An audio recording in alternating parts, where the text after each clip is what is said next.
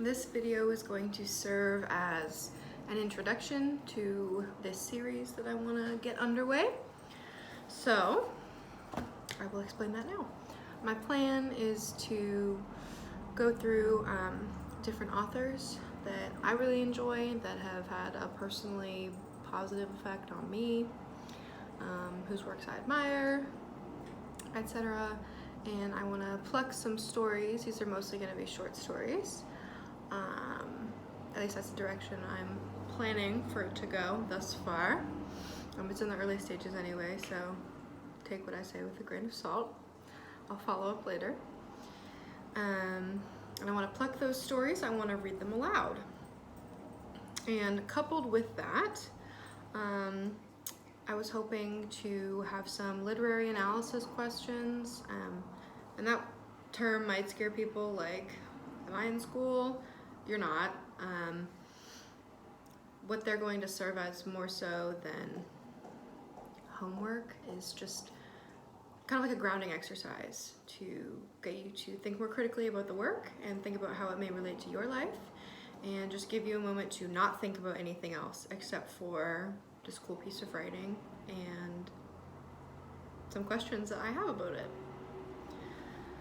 So yeah, that is the plan thus far, and we're gonna start with Amy Hempel. I'm gonna make a video after this to explain a little bit about her, and then just jump straight into the stories and the questions. And they're not mutually exclusive. If you want to just be read to, that's perfectly fine, and if you want to engage with the questions, then that's great too. I thought of this idea because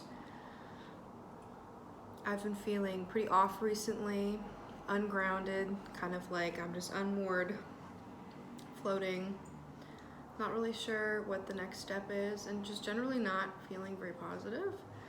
And I know for a fact that I am not unique in that feeling or that experience. And something that always grounds me and brings me back to earth is reading. But what I've heard from a lot of my other friends and people that I know that have been feeling the same way I have is that they like to read. It's something that relaxes them as well, but there are a myriad of reasons that they may not be able to read. And I mean that in the traditional manual way to read, where you take a book. Here's a preview of one of the ones that I'm going to be going over. It's already bookmarked up nicely. And just opening it, sitting down, spending however much time doing that. It's not really conducive to those that need to multitask, because you can't do that kind of reading while you're making dinner for your kids, or while you're washing the dishes, or while you're driving. You really have to just be reading. There's a very limited amount of things that you can do while you're doing that. Maybe drink a cup of coffee every once in a blue moon and not spill if you're lucky, but that's not multitasking, right? But the verbal form, where you're being read to, is definitely conducive with multitasking. And that's a big reason why podcasts have blown up, because people can get their news, and audiobooks as well. I'm going to group that in the same category as podcasts.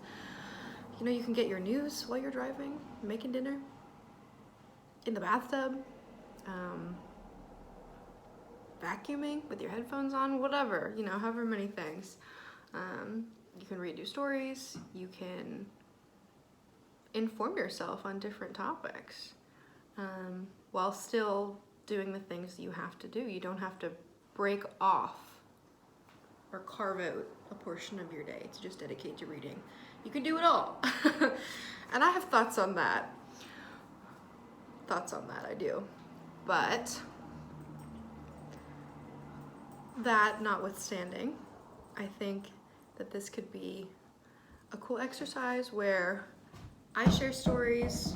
Oh, that was my dog. She just dropped her Kong. I filled it up with peanut butter so she would give me some personal space while I'm filming this, and I knew that it would be a bust. Anyway, I just thought that this could be kind of like just a spot where people can come and not have to think about anything else in their lives. We can share authors and our thoughts and perspectives, and I've been told that I have a pretty nice voice when I'm reading aloud,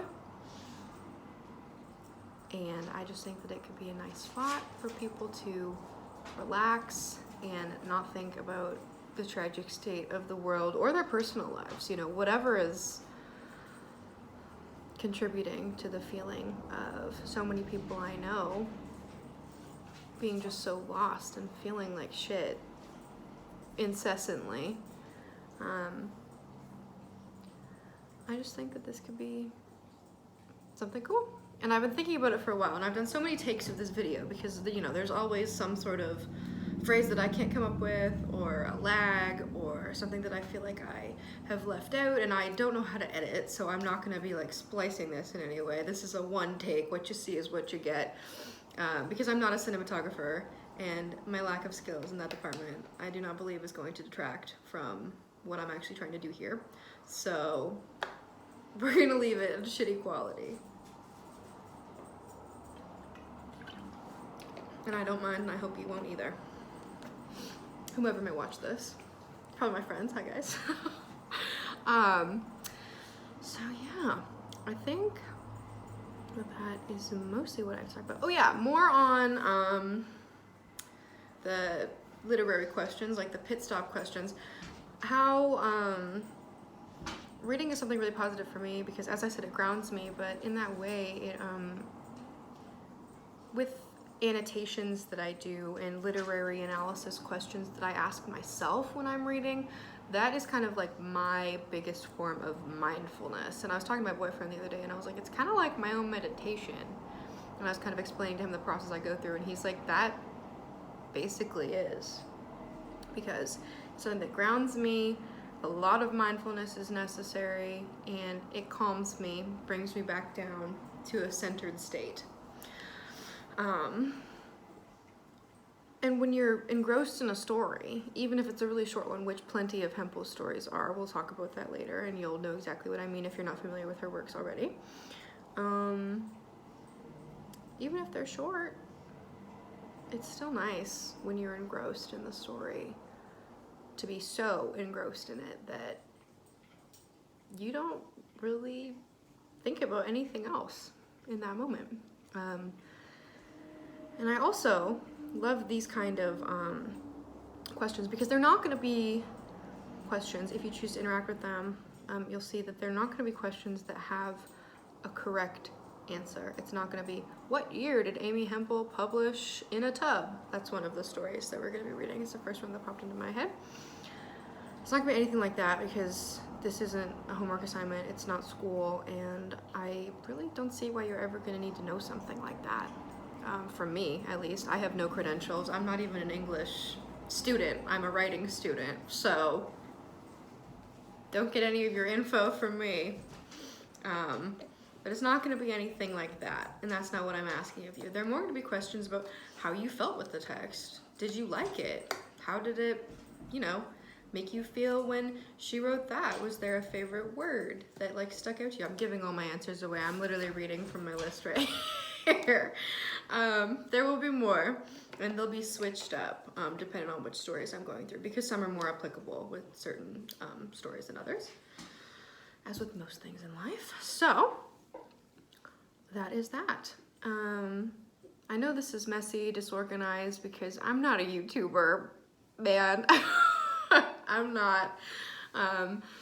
And kind of the feedback that I've been hearing from, you know, friends that I've been talking to about this project that I've kind of, you know, just been tinkering at for like a week or so, maybe a little bit less, is that they're not really gonna be watching the videos so much as listening to the audio when they're doing other things.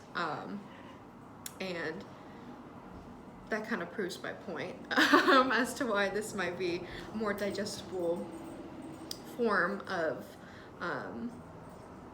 it's just a digestible form of reading that's just gonna be easier for people. So yeah, forgive me, I guess. Well, I'm not really gonna ask for forgiveness because I don't care, but the camera quality and how the lighting is strange. Whenever people say that in YouTube videos, I never care because I never noticed in the first place unless it was like particularly terrible. And it almost never is. But, you know, I'm just gonna go ahead and give that disclaimer anyway because I guess I'm a YouTuber now. That, I believe, is all that I have at this moment. As I said, we're going to be starting with Hempel, and I'll be singing her praises in the next video that I film. And if you stick around to watch that, thank you so much. I hope that this can be just a safe space for people where I can introduce some authors and stories that have affected me positively, have influenced my writing, whose messages I carry with me, that make me feel good. Share them with you, and we can chat about it a little bit, or maybe not. It's totally up to you, and there are no expectations. So thank you for tuning in and listening, and I will see you in the next one where I read you some stuff by Amy Hempel. Alrighty, thank you.